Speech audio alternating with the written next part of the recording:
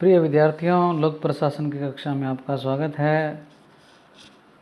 पूर्व के जो कक्षाएं थी उनमें हम लोगों ने क्या है एफएम मार्क्स जो हैं उसके नौकरशाही के संबंध में विचार पढ़े थे।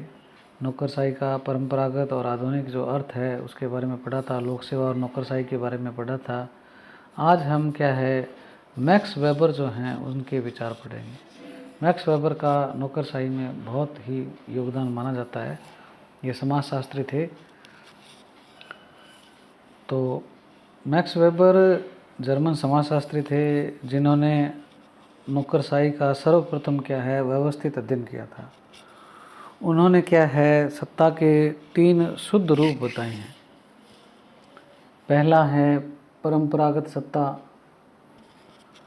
जिसको हम ट्रेडिशनल अथॉरिटी कहते हैं। दूसरा गौरवपूर्ण या चमत्कारिक अथॉरिटी, और तीसरा है वैध तार्किक सत्ता। परंपरागत सत्ता जो है वो क्या है, परंपरागत मतलब सत्ता का मतलब है किसी व्यक्ति से मतलब अधिकार पूर्वक जो कार्य कराने की जो शक्ति है वो क्या है एक प्रकार की सत्ता है। तो परंपरागत जो है वो क्या है परंपराओं से जुड़ी हुई होती है। जैसे परिवार में जो होती है, बड़े बुजुर्ग जो हैं अपने छोटों से क्या है जो भी कार्य करवाते हैं, उनको जो आदेश देते हैं वो क्या है परंपरागत सत्ता है। तो पहले के ज़माने में इस प्रकार से जैसे राजा के प्रति एक निष्ठा या भावना होती थी तो उस हिसाब से क्या है लोग कार्य करते थे, वो एक परंपरागत था। इसी प्रकार दूसरी जो सत्ता मानी है मैक्स वेबर ने वो मानी है चमत्कारिक या गौरवपूर्ण। अर्थात कुछ व्यक्तियों का व्यक्तित्व ऐसा होता है जो चमत्कारिक होता है और लोग उनका क्या है कहना मानते हैं, उनके आदेशों को स्वीकार करते हैं और उनके अनुरूप हो क्या कार्य करते हैं।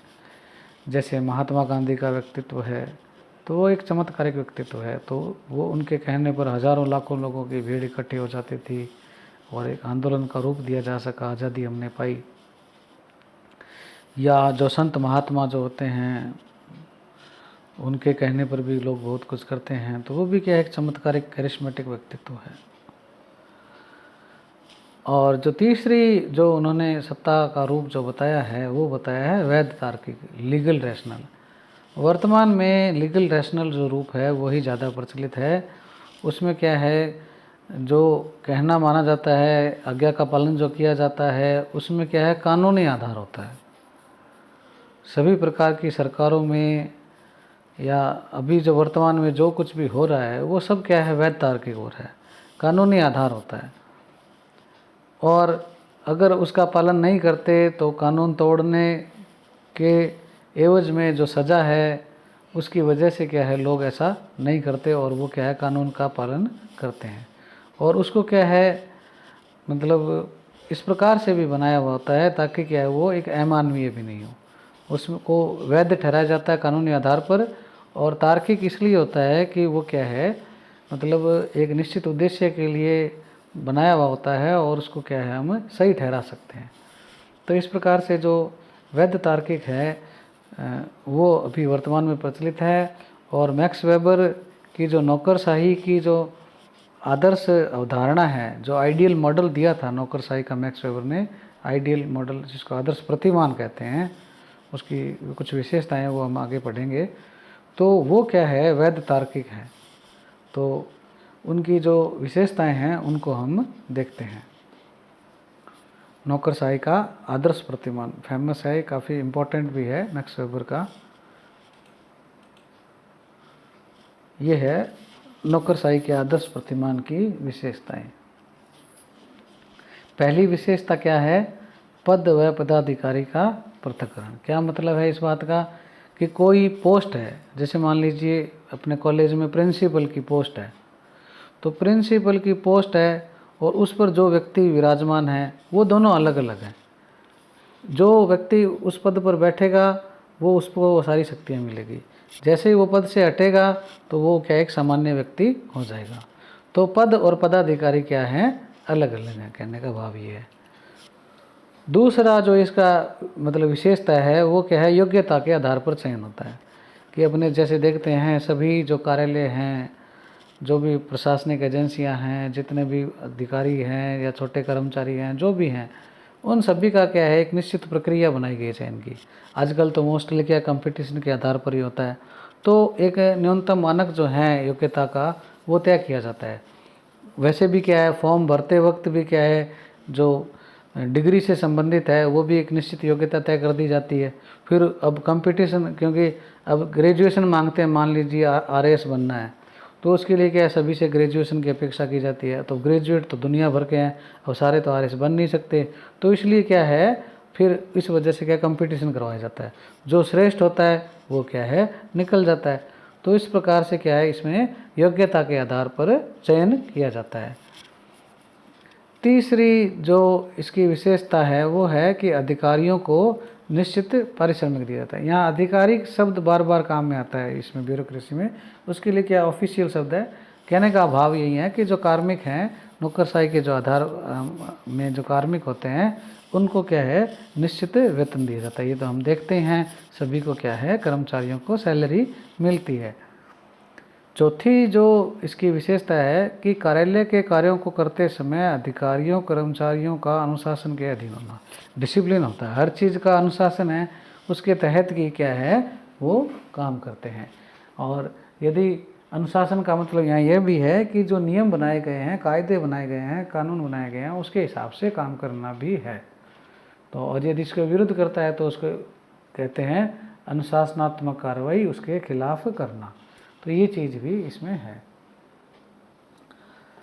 पांचवी जो विशेषता है कि पदों की क्या है, पद सोपानात्मक व्यवस्था होती है। पद सोपानात्मक में आप लोग जैसे फर्स्ट ईयर में पढ़ चुके हो, जो फर्स्ट अपने पेपर था प्रशासनिक सिद्धांतों का, उसमें क्या है, पद सोपान के बारे में बताया गया था कि पद सोपान में क्या होता है कि जो कोई भी संगठन है, प्रशासनिक संगठन है, उसमें जो पोस्ट होती है वो निम्न से लेकर उच्च स्तर तक क्या है, चलती है। तो इससे उच्च और निम्न का जो एक मतलब सीढ़ी नुमा सोपान बन जाता है, इसको क्या कहते हैं, पद सोपानात्मक व्यवस्था कहते हैं। तो यह भी क्या है, नौकरशाही में वैतार्किक नौकरशाही की एक विशेषता है। छठी जो विशेषता मैक्स वेबर ने बताई है कि संगठन के उद्देश्यों की पूर्ति के लिए कार्यों का क्या है, विभाजन होता है। यानी इसमें क्या होता है, भी पद तो उच्च निम्न हो ही गए, उसके बाद में क्या है, जो भी प्रशासनिक संगठन है उसका जो उद्देश्य है उसकी पूर्ति के लिए कार्यों का विभाजन है। जैसे मान लीजिए हमारा कॉलेज है, महाविद्यालय है, उसमें क्या है, प्रशासन उसका जो उद्देश्य क्या है, भाई बच्चों को शिक्षा देना, मूल उद्देश्य तो यही है।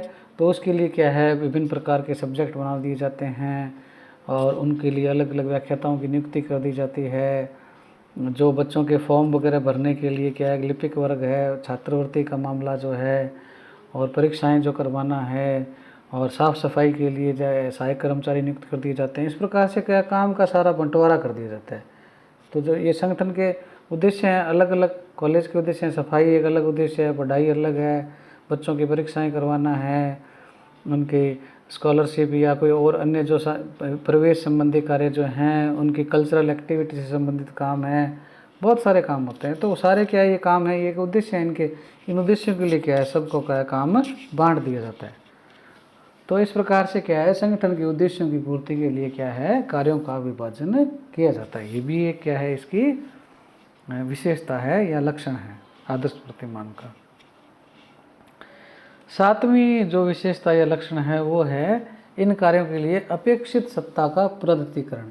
यानी आप किसी को काम सौंप रहे हो तो काम सौंपने के साथ उसको उस काम को करने की पावर भी देनी जरूरी है। तो इसको क्या कहते हैं, अपेक्षित सत्ता का प्रगतिकरण। यानी आपको कोई भी काम सौंप दिया तो उसमें अगर आपको पावर मिलती है तो वो क्या हो जाता है, उसको सत्ता का प्रगतिकरण कहते हैं। तो इसमें क्या होता है, जो भी जिसकी पोस्ट है, जो भी उसका जो लेवल है, उसके अनुरूप उसको क्या है, पावर दी जाती है। अगली जो लास्ट है वो है नियमों का कठोरता से पालन। ये तो बिल्कुल इसमें आप लोग देखते ही हो कि जो भी रूलिंग होती है, जैसे प्रवेश भी करना है तो उसमें जो भी प्रवेश नीति है उसके हिसाब से जो भी मानक हैं, जैसे फर्स्ट ईयर में एडमिशन लेना है तो उसको 12वीं पास होना ज़रूरी है, ठीक है। और 12वीं पास और उसके बीच में जो वर्षों का गैप है वो भी उसका सिस्टम बना हुआ है। तो ऐसे, और इसके अलावा कुछ बोनस के अंक वगैरह भी होते हैं। तो ये क्या, प्रवेश नीतियों में बहुत सारे बिंदु हैं। तो ये क्या सारे नियम हैं। इन नियमों का क्या है, प्रवेश के समय क्या है, कठोरता से क्या है पालन किया जाता है, ध्यान में रखा जाता है कि क्या है, जो भी काम हो नियमानुसार हो। तो ये सारी चीज़ें जो हैं मैक्स वेबर ने बताई थी। ये उसने ये बताया कि यदि किसी प्रशासनिक संगठन में इस प्रकार के लक्षण हों तो हम कहेंगे कि वहाँ पर क्या है, आदर्श नौकरशाही विद्यमान है। तो ये क्या है, नौकरशाही की, वेबर की आदर्श नौकरशाही की अवधारणा के प्रतिमान के कुछ विशेषताएं हैं। तो इसके पश्चात हम आगे के जो सेशन है, क्लासेज हैं, उसमें हम क्या है, नौकरशाही की भूमिका को पढ़ेंगे।